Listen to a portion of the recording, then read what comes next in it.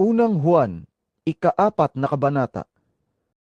Mga minamahal, huwag ninyong paniwalaan ang bawat nagsasabing nasa kanila ang Espiritu. Sa halip, subukin ninyo sila upang malaman kung talagang mula sa Diyos ang Espiritong nasa kanila, sapagkat marami ng huwad na propeta sa mundong ito.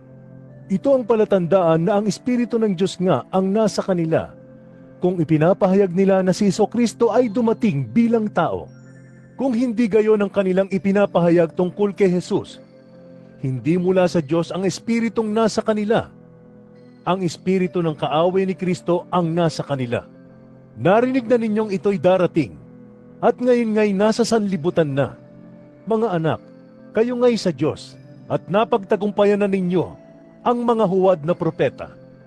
Sapagkat ang Espiritong nasa inyo ay mas makapangyarihan kaysa Espiritong nasa mga makasanlibutan.